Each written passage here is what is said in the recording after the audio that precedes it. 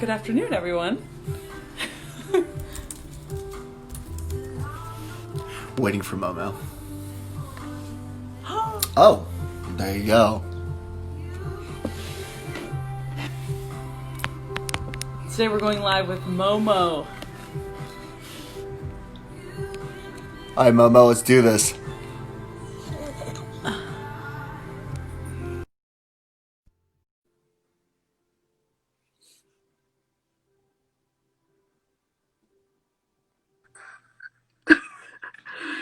Hey, there we go. Momo for show. What up? Momo for show. What's up? Happy belated birthday. Yeah. Thank you. I got to spend it with you guys. Yes, that's very true. I Thank got you to try out for. buns, which was really good. Yes, Oh yeah, yes. first time. Nice. Well, thanks for dropping in. We appreciate it. You should probably give everybody an intro because we know who you are. So, why don't you go ahead and tell everybody who you are? Yeah, so my name's Morgan, and I have a ministry called Van Life SoCal. So I have a VW bus, 1977, and I basically just like drive it around and share the gospel and just share good vibes. Actually, right before this, I was driving it around, and on the back of it, it says "Pass me with a smile." So everybody's like shooting shakas and stuff, and yeah, just super awesome. But I actually went to college in Colorado, and so I moved back here 2 years ago, and so I studied film in college, and I actually swam Nice. 4 years in college, and so that was really fun. And so yeah, that's a little bit about me right now. I'm just like everyone else, kind of quarantining and everything, and so I also do film. So I do like freelance film and all those things. And I like to do photography too. So, yeah, those are just a few things. But, yeah. So, my first question: How did you come up with Van Life SoCal? What made you go? You know what? I think I'm gonna do a ministry out of a van. Like, did you have an affinity for VW vans? Did you know that in Huntington Beach there was a big VW scene?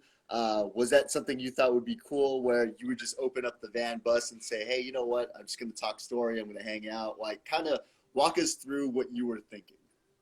Yeah, honestly, when I got my bus, it was in Colorado. So I was kind of like thinking, all right, I would love to do something with the bus. And I didn't really know what it was going to look like.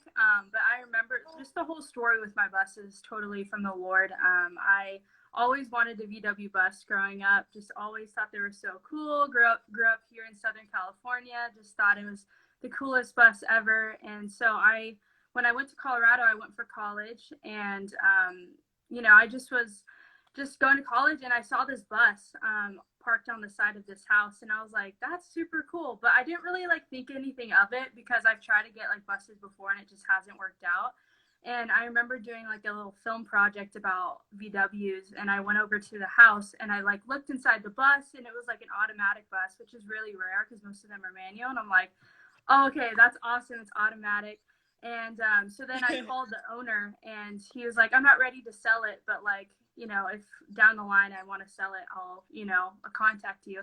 So 2 years go by, and it's my senior year, and I drive past the house and I see people working on the bus, and I kind of flipped out for a second because I was like, oh no, like they're working on it, like, and I was like, no, that's my bus. So I like go over, I like pull over, and I go talk to the guy, and he's basically saying, oh, I remember you. I talked to you 2 years ago. And he's like, I actually am selling it to this guy, but he wants to just get it like ready to resell it. So I was like, huh, okay. And so I started talking to this guy, and then long story short, I like prayed about it and everything. And I've been praying about this bus for like years. I'm like, God, if it's you, like make a way. And so just the timing of like me graduating and everything. And apparently there was a bunch of people that wanted like this bus, and like even like a professor of mine wanted the bus and was like giving this guy checks, and he was like, no, like I'm gonna give it to this girl. So like long story short is he ended up like giving it to me and stuff, and my dad helped me like purchase it and stuff.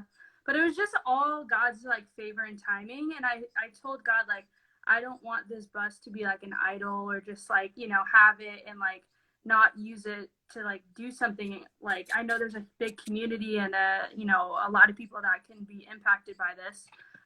So I just felt like the Lord's favor in like, okay, like you made me that promise, like go ahead and like here you go. And it hasn't been like a stressful thing of like, oh, I have to live up to that expectation, but just like, why not use it as a vessel? Because ministries or like cars are very much ministries, and like they move people, like especially a bus, like you automatically stand out on the road. So the whole van life SoCal, I know there's like a van life movement. So I was like, okay, van life SoCal, might as well just like put it together. Because I was like, I knew I was gonna have like a bus page on Instagram. So I was like, I feel like that's meant to be. So that's kind of a little bit of the story. Nice. And so cool. Who have you met because of this van? You know how like, so for us, we made Broken Waves, and we've traveled the world with Broken Waves. We stayed in homes, and people have really opened up their doors, and opportunities have been plenty because of this. So I guess, for lack of a better term, how has this vehicle provided a vehicle for you to meet people? Because obviously, vans are unique. For those who don't know, Huntington gets shut down from time to time. There's a main street in Huntington Beach, and they shut that down, and they'll park buses. They'll park these vans, so you can kind of cruise through, and you can hang out by the van. You can talk story, and I imagine that gives you a tremendous opportunity. So talk about the relationships you've been able to make and some of your favorite stories from your van. Yeah. Wow. So when I graduated college, I actually moved back to California, and with an initial thought, oh, okay, I'm gonna like do something with my van or like work for a ministry, or just I didn't really have everything planned out. And then, like, long story short, is this company in Corona where I'm from, they offered me a position there, and they work on Volkswagen buses and Beetles. And so I was like, okay, this is like God's timing with everything. And so I worked there for a year and a half. But during that time, just with the bus, like I got to meet VW owners on a daily basis. And also I was doing their social media. So everybody kind of knew me from working at this company because they're a huge company in the Volkswagen world. And honestly, just showing up at shows, like in the Southern California community, there's so many VW shows, like thousands of buses and bugs. And I would just show up, and people would just, you're automatically a part of that community because you own one of those. And so I met so many different people, Christian, non-Christian, just people in general that were just family because they owned a Volkswagen. And yeah, I think one of the biggest highlights with having a VW has been meeting the people. I would say one of my good friends now I met through a Volkswagen show. I just pulled up with my sister and was cruising around, and she had this little booth, and it had like hats and cute things, and we just started talking, and next thing you know, I was just like, I love Jesus. And she's like, no way, me too. And so then we just started connecting and everything, and literally we're like so good, like we're such good friends. Like we've been friends for like a year now, and just because of that connection, like we're just automatically like great friends. And then just other people, whenever I go out with my bus and I see another bus owner, I'm just able to go up to them and like spark instant conversation. It's just like, hey, like, and they're usually surprised that I own a bus because I'm a young female. I'm not like 60 years old with a van.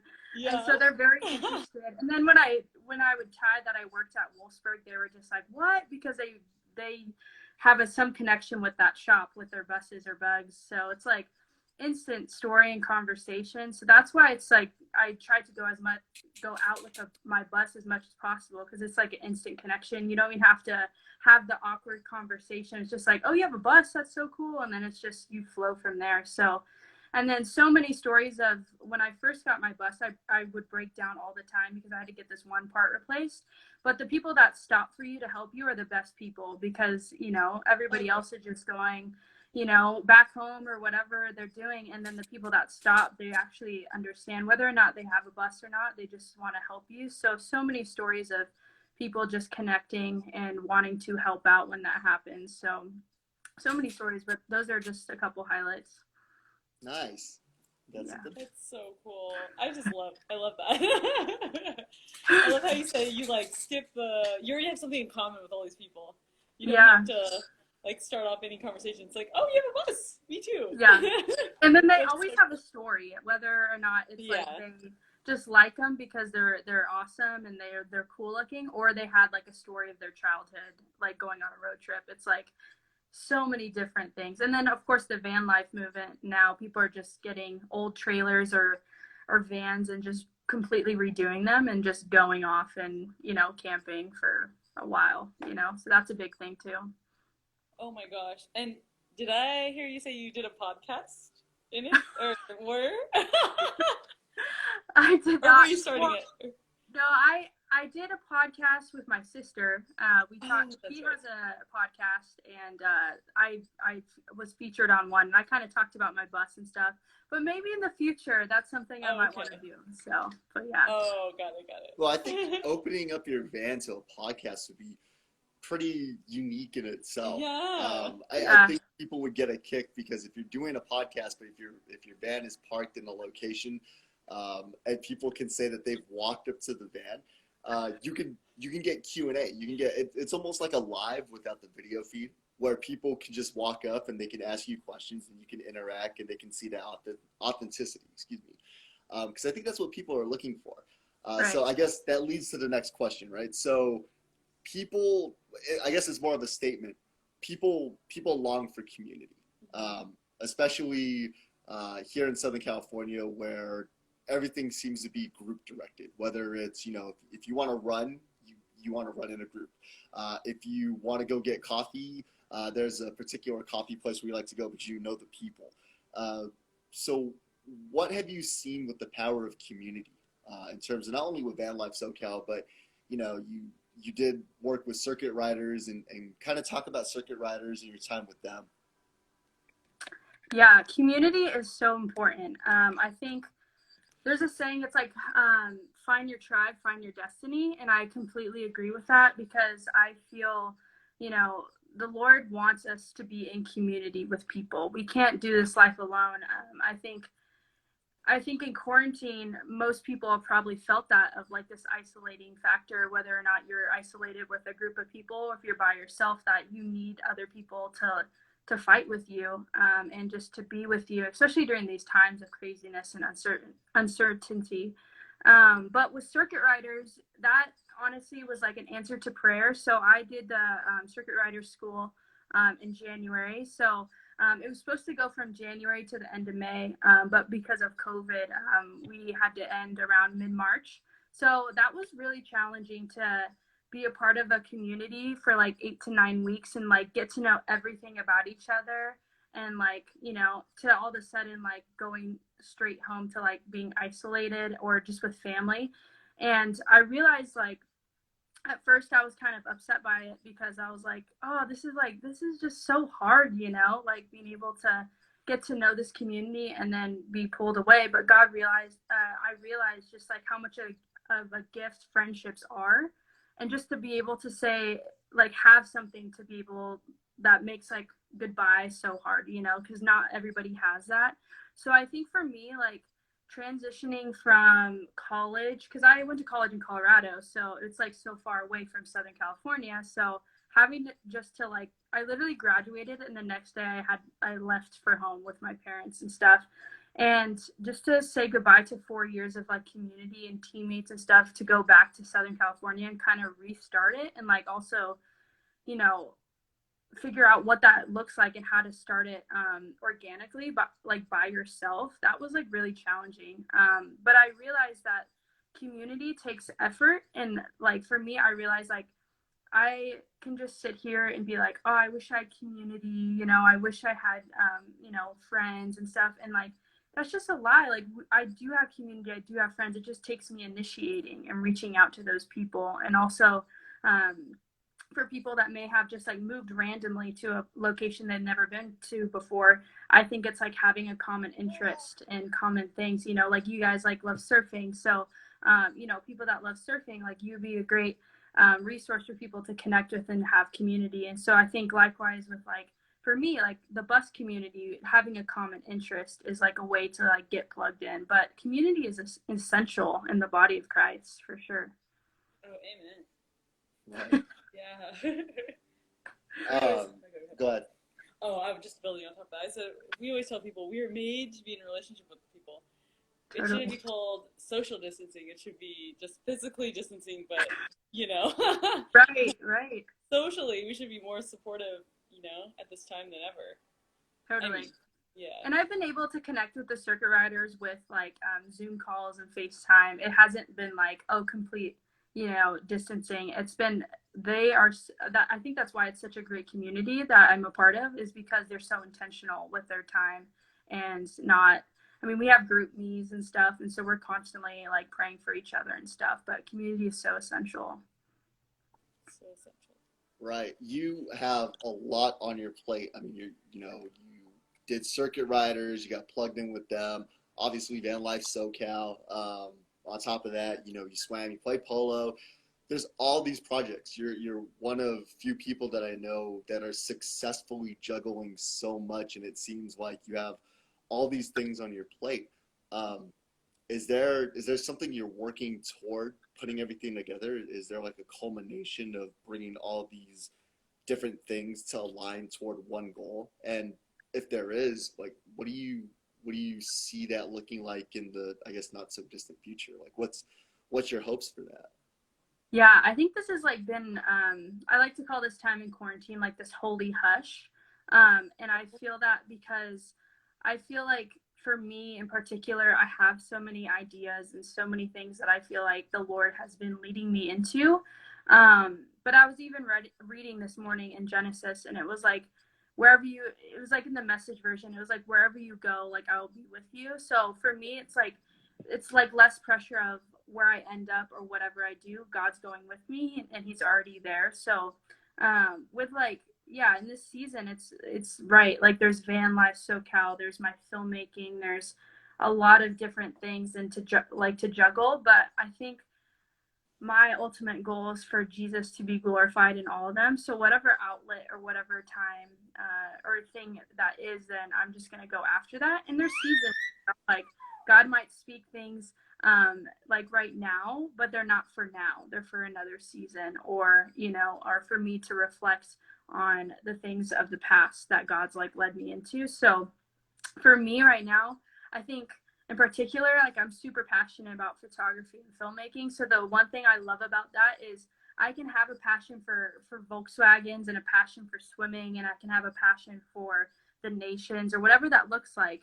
And because filmmaking and photography is just so open to whatever you want to film and like photograph, I can photograph buses, I can film surfing, I can bring all the things I'm interested in into that craft. And that's what I love about it, is it's not, one thing at like one time. I can bring all those interests into one thing. And so for me, it's just, I have a passion for all those things, but God is going to show me like what season they're each for. So I know that it's like a puzzle piece. I find that I have so many interests and things, and I feel like this season is like everything coming together.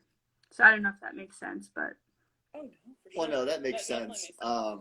Because you do have a passion for photography and videography, and we're going to see you this afternoon because you're the BTS second shooter, right? So even though we're doing this live, and God knows how many miles we're away, and like, I don't know how many hours from now we'll probably go live and we'll be next to each other, 6 feet apart, obviously, yeah. with social distancing.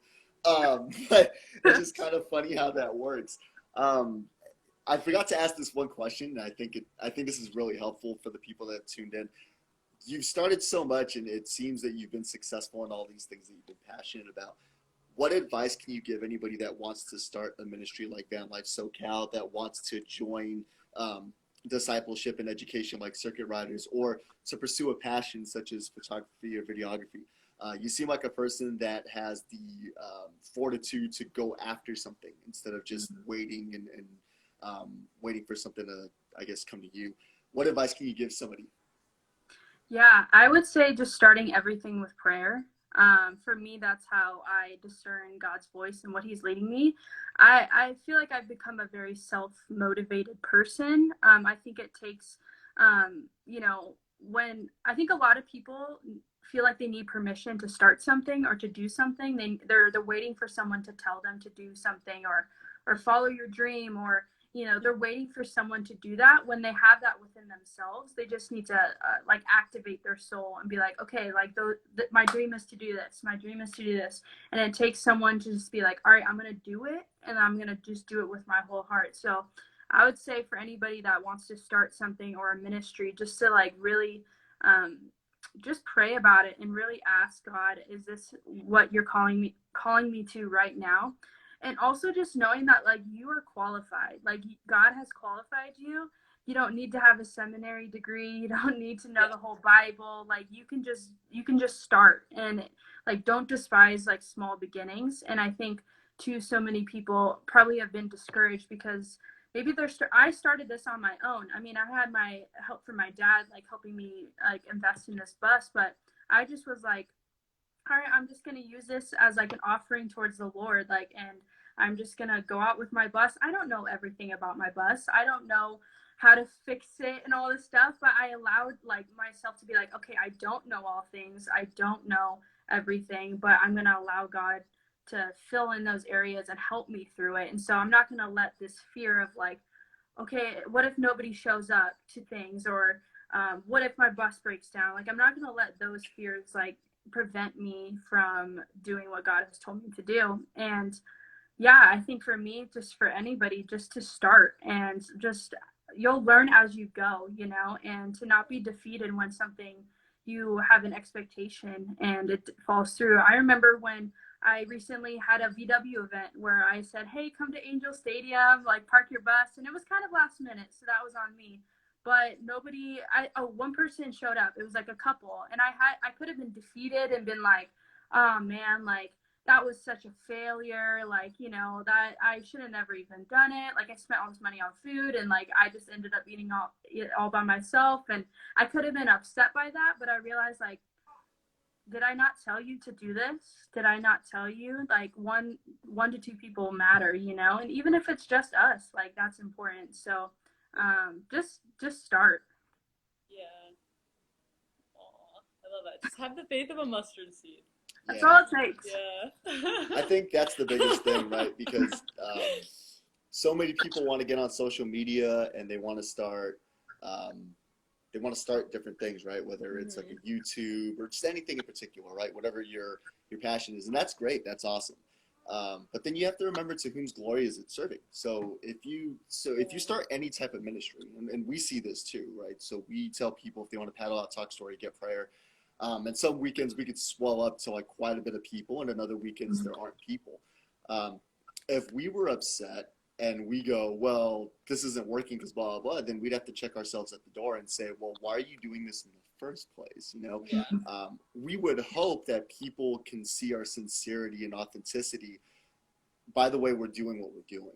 We truly want to have people come paddle out, talk story, and get prayer, regardless of whether you're just learning how to surf or you don't know Jesus. And we think that's a unique offering. So we think it's the same thing with van life. We think it's the same thing with what you're doing, where we applaud you for doing that and understanding that one person matters. Because at the end of the day, social media has conditioned us, okay, if I have so many followers, if I have so many likes, if I have so many comments and so many impressions, I am successful. But it's refreshing to know that you're in the same boat as us, where you've been able to build relationships because of social media. We've been able, again, to meet wonderful people from different parts of the world. And we've been able to stay with them, share stories. And we're talking about people who aren't Christian. We're talking about people who don't surf. But they have either a love for Jesus or they want to learn about Jesus. So I think the next question I have for you is, because you offer a ministry, you probably get questions about faith a lot. That's what we get the most. We get questions about when people's faith are shaken. So how are you able to minister people that are going through tumultuous seasons, and how do you keep your faith yourself? Yeah. I'd say like with ministry first, like as much as like my bus is the ministry, like I'm the ministry, regardless of whatever happens with my bus in the future or whatever. Like I realize like I am, like I can't be like, oh, if I don't go out my bus, I can't share the gospel. You know, I can't like put it with that. Like I loosely like just okay, this is a vessel that I use, but if I don't take my bus somewhere, I can still have that same conversation about Jesus, just not with, you know, I might not have the help of my bus there. So I would say, in just sharing my faith, for me, keeping my faith and having it, the flame strong is just knowing where I came from before Christ. Like I came through a really tough past as a kid, and just, I can't forget what God has saved me from, and just the brokenness that he saved me from. So in that, like, I've realized like I can't go a day without reading his word, his Bible. Like I can't not do that, where so much of my life, especially as a swimmer growing up, like I just put my like identity in sports and like put it in, okay, performance-based Christianity, you know, because of I was kind of comparing that in my like sports, you know. So for me, like I've been able to keep my faith strong by having like good conversations with people like you, and like having community to be able to express my doubts, express things that I'm like challenged by. I mean, especially even this week with just things, you know, it's been tough out. Yeah. Did we lose you, Momo? Am I there? Oh, hold on. You're like buffering. Can you hear us? Oh. You're kind of there. Okay, I think you're good. You're like lag. Let me check.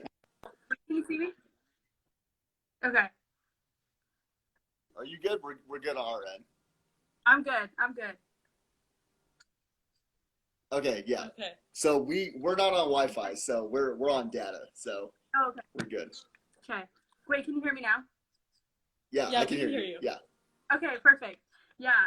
So I was just saying, like, yeah, the word, the Bible is like how I just get recharged, honestly, in community, and yeah, and just having conversations with people. It's honestly just being bold, like just being like, if I'm not with my bus and I don't have that common like thread of being like, you know, bus and then leading it to like a gospel conversation, I just, you know, sometimes I just highlight someone, you know, like in San Diego, me and my sister, we were just at a smoothie shop, and we were just like, hey, like, do you know Jesus? And she's like, no, like, and so we just had a conversation, and then she wanted to accept him into her heart, and it was just me being bold, you know. And she was like, this is the right place at the right time, and I'm so glad like you guys came in. And I'm like, thank the Lord we said something, you know, because like that would, we showed up, and I felt like, wow, that whole weekend was just to meet her, and if that was the case, then that was worth it, you know.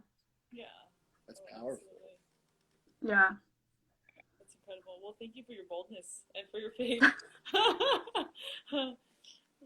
Do you have any advice to? Oh, hold on, you're buffering again. You know. No. Oh no. Are you paused? Are you good? You're good on my end. I'm good. You can I'm good. still hear us. Okay, there we go. No. You're good. Okay. Do you have any advice for new? Can you hear us? Yeah, I can hear you. Oh, Okay. Do you have any advice for new Christians?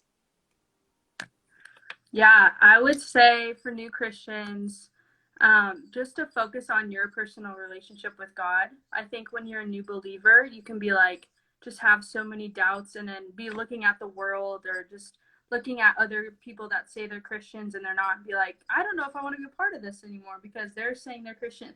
And I think when you have like a lens of like, okay, what is everybody else doing? That's when you get really discouraged.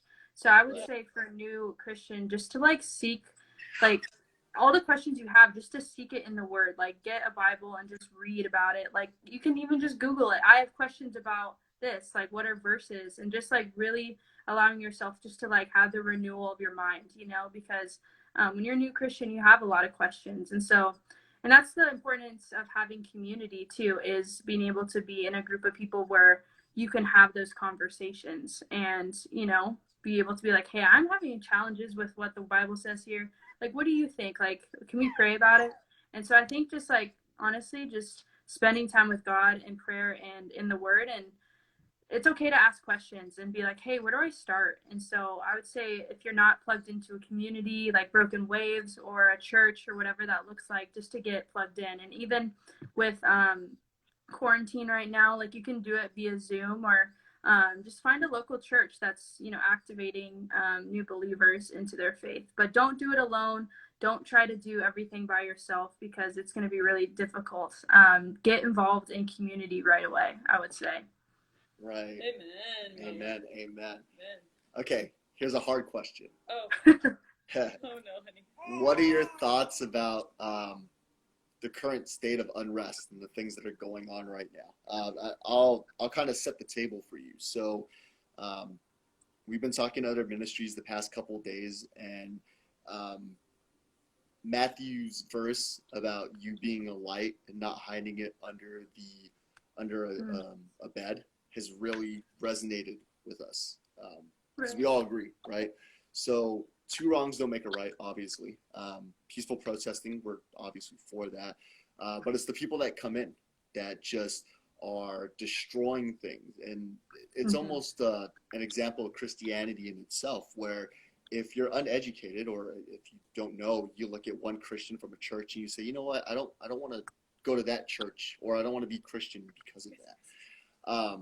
So we like to look at love. We like to look at the helpers, if you will. So we've seen a lot of instances where chiefs of police are marching hand in hand. People are breaking down and crying, and they're offering their support, and we think that's great. So we also wanted to get your feedback and your thoughts. Yeah. Well, for me, this has been very interesting time. If quarantine wasn't enough, then having all this happen has, you know, just it's been difficult. I would say for me personally, my dad is a police officer in Orange County, so it's been very difficult to have the both sides of everything going on. You know, just for my dad being on the front lines and having people just mock him and just, you know, say he's awful and all this stuff has been very difficult. But at the same time, like I totally agree with just the injustices that have been happening, and I think like peaceful protesting is, I think, amazing. I think the church can't be silent. Like if everybody's going out, the church needs to go out too. And so I think there's discernment in with that of like, I think a lot of people are scared of like, what do I do right now? What would Jesus do? And I think Jesus would be going out and praying for people. I think Jesus would be alongside those people. And I would say I haven't done that yet. So I've been praying and trying to be still, just discerning what to do. But I think just like, honestly, the current state right now is just, it's hard times, for a lot of people. And, the reality is we all bleed the same blood, regardless of skin color and things. And God wants us to all love each other and stuff. And I think, right before I was even coming on live with you guys, I was watching George Floyd's I think it was his girlfriend and his daughter, and I was just devastated, you know, because I can't relate with someone of color and be like, I know what you're going through. I know what you've gone through. Like, I'm half white, half Hispanic, like I have Hispanic blood, but I've never been called a racial slur or anything. But all I know is that everything, the peaceful protests and even the riots, it's you know, the peaceful protests I'm so for. The rioting and the looting, that is so it's sin, you know, and it's not going to bring any solutions. And so I think for that, like, there can't be a law of like, okay, there's not going to be any more racist or anything. We can't pass a law on that.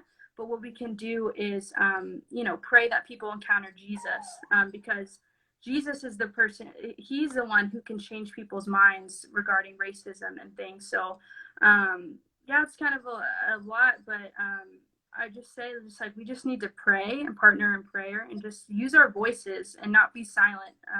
We need to stand up with our brothers and sisters of color and like be on the forefronts with them, whether that's in person with them or in prayer, but just acknowledging that like we are for them and God is for them even more so. Very well said. Amen. Amen. And thank you for answering a very, very difficult question. It's most people wouldn't answer that question on the live, and for you to do that publicly, thank you. It speaks volumes to your character and your faith. I felt it in my heart. I was gonna say like we should talk about it, so that was the Holy Spirit right there. I felt it too, but I didn't know where you were at, and I just wanted to offer it there because I know a lot of people that's been on their minds and stuff. And for us, that's a topic that's very near and dear to our hearts. So we're glad you're able to share shed some light. Totally. And like another thing I would add on to that is, for me, like I've had personal frustrations of like there are injustices every single day. Like there are injustices regarding racial issues, regarding whatever it is, like sex trafficking. Like there are very heavy things happening every single day. And I think the reason why like this has blown up is because it was recorded. I wonder if it wasn't recorded, if there would be such an outbreak, and I hope there would be justice regardless if it was filmed or not. But something I've been like just challenged with this time is just having a heart and being awakened to not only this injustice, but the injustices of the world that are happening on a daily basis. And I can't not do anything. Like I'm tired of not doing anything. Like we have to go and see what's happening. And I think this is why this time is so important, like in quarantine and now with all that's happening, to realize like there are injustices happening every single day, and we can't be blinded to our reality of what does my world look like? What does my 9 to 5 look like? We can't just have that mentality. We need to be like, what is God's heart for these people and for all these injustices? And we can't stay silent as the church. We have to do something. And so that's been on my heart of just like, wanting people just to realize like this isn't just this injustice. There are injustices that happen every single day. Like even in my life, there's something that happened to me that there's not justice to, but I have to trust that God is just, and I've had to give that to him. Okay, God, like I surrender it all to you.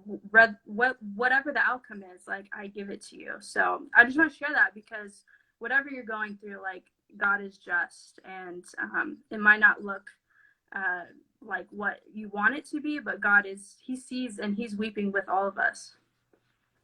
Amen. Our cousin has a question from the other room. He's literally like 5 feet from us, but our house is so small we have to use different rooms. Yes. So our cousin says, how do you talk to people that speak of freedom so freely but afraid to talk about the issues that are happening right now? Why do you think there are differences in motives? Dang, that's a good question. I'm reading it. I gotta read that again. Take your time. Okay.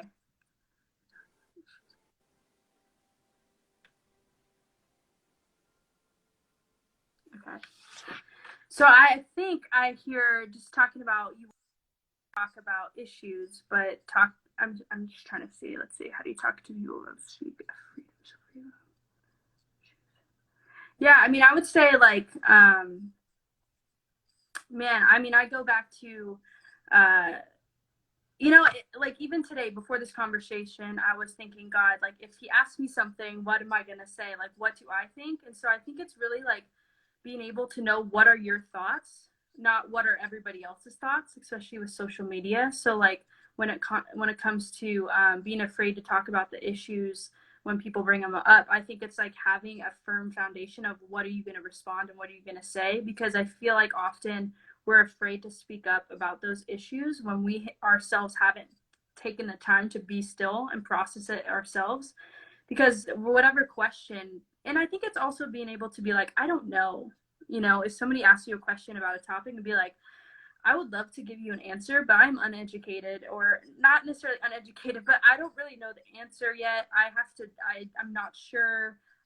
Being able to just humble yourself and be like, I'm not sure. And be like, I haven't really processed this yet myself. And then let's see, what was the other?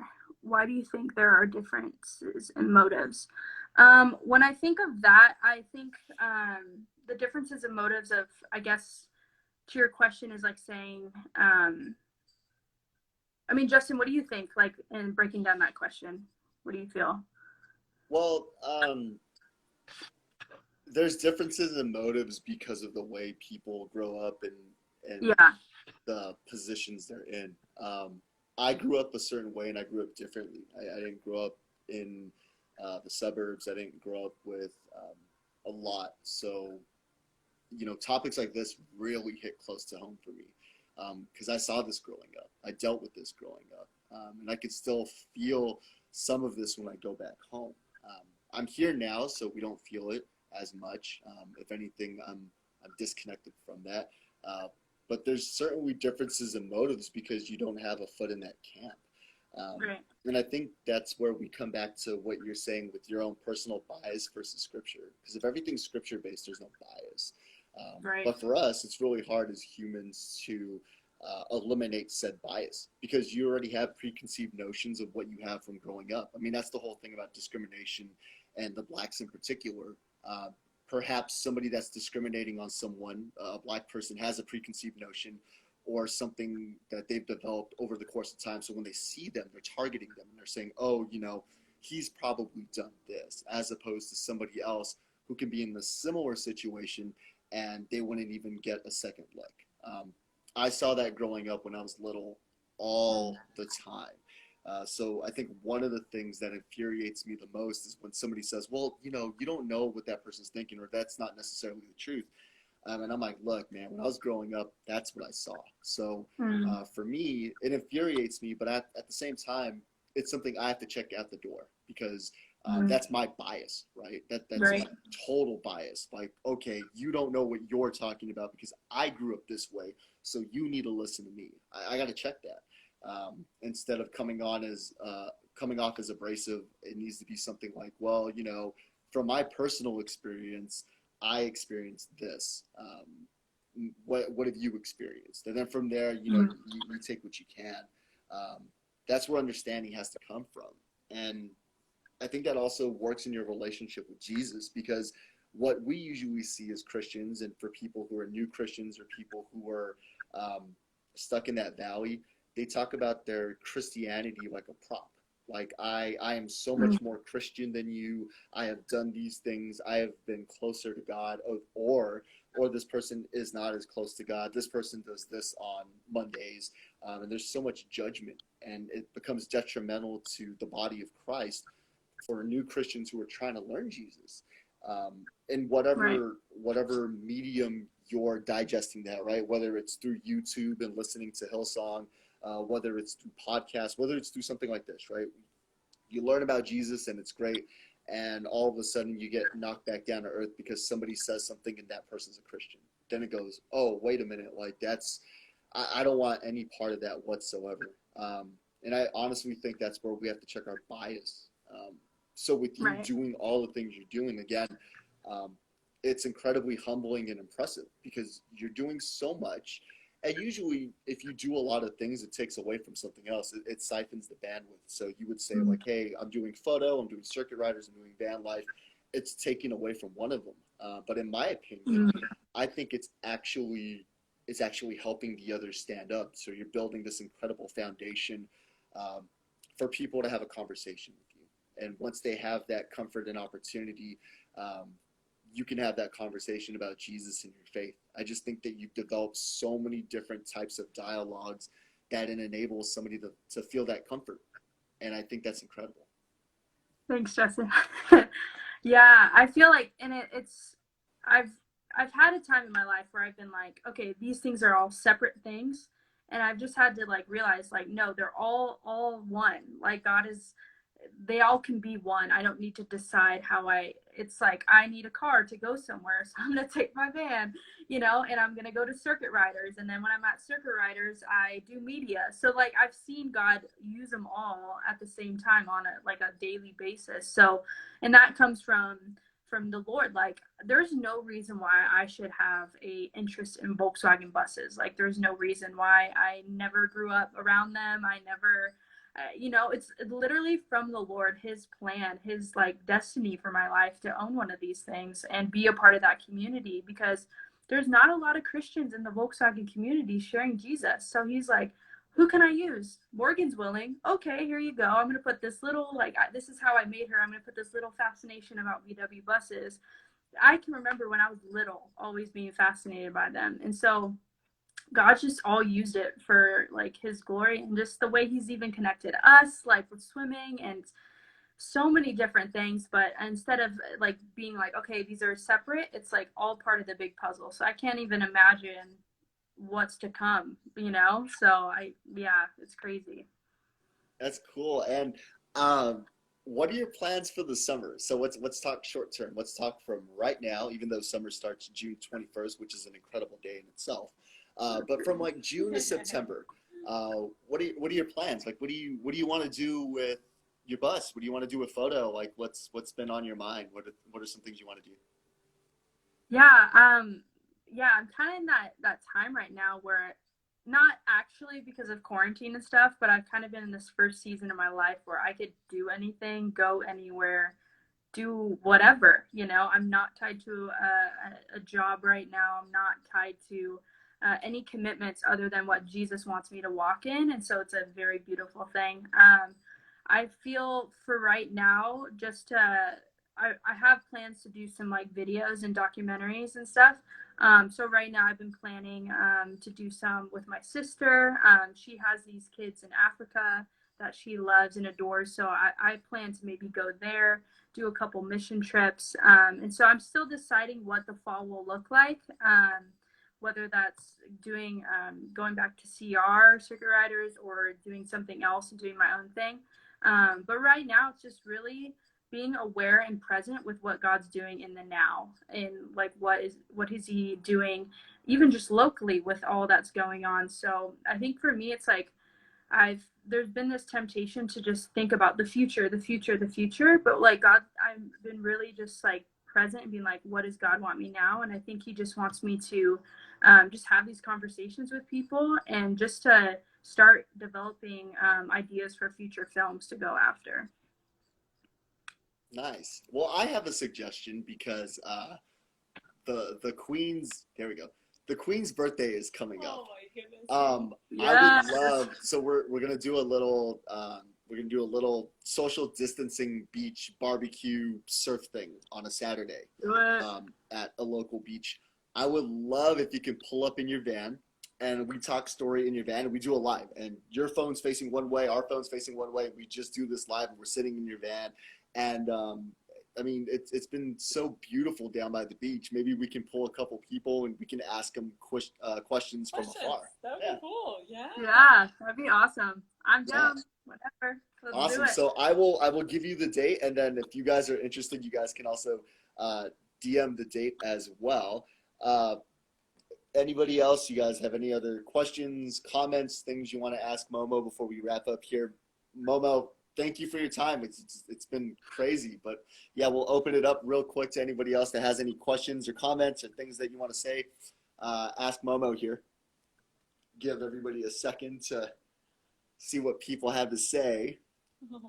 And sorry that the boss had to dip out for a second. We have a baby, so I think the baby's eating right now, so we can't show the baby. But we apologize for the baby if she was a little loud, and sorry for our internet connection being bad. If you can't really see Momo, our internet's kind of bad here. Our baby's siphoning the internet from Momo. Ooh, somebody's asking you a question. What is your favorite Jack Johnson song? Oh gosh, that's a hard one. Man, I have so many. Love you, Meg. I love.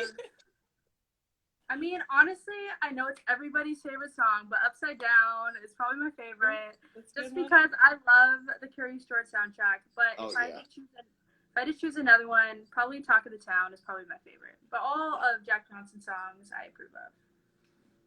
Nice. Very nice. That's a pretty good question. Mm-hmm. There you go. From Negro. From Negro. Oh my goodness. There we go. Oh. Well, if you guys have any other questions, comments, anything else you want to ask Momo, you can message her. I think we linked you. She has a lot of projects going on. There's one contact that you can contact her, but I mean, everything else you can follow. If for some reason you get lost and you can't find her, you can always message us and we can send you her way. Momo, what a treat. Oh my goodness. This has been Thanks a for long having time me. I love coming. you guys.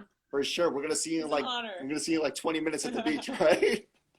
It's so Yeah. funny. We love you. So we're gonna do like the whole BTS after the fact. We're like, hey, you're here. There you go. Maybe we'll go live again at the beach. Be like, hey. There you go. Okay, this is the live after the live. There you go. The live after the That's live. good. Oh my goodness. Do you have anything for Auntie Momo? Oh, we just want to say thank you so much. You've shared such great input, and we loved hearing about your faith and your experiences, and you've inspired not just one person, but so many. And we encourage you to keep up the good work, God's good work. So, yeah, we're so proud of you. So good. And I just want to say, honor you guys. Like, you guys are family. You're amazing. Like, seriously, when I think about community and like what community should look like, I think of you guys. Like the fact that you call everybody like auntie, uncle, like all that stuff. Like, I know that's part of like, you know, what you love to do and culture and stuff, but like that literally means so much to me, and I'm sure to everybody that's like, oh, I want community, and just to be automatically like your family, like that is what people want and desire. So yeah, if anybody wants to be a part of Broken Waves community ministry, like, be a part of it, because it's seriously so awesome, and you'll be so blessed, because I've Got been. it, dude. See, she understands. Ohana over everything. We You love totally you. understand it. Love you, Love you Momo. guys. We'll see you in an hour. Okay, sounds good. Love you. All right, love you. See you. Bye.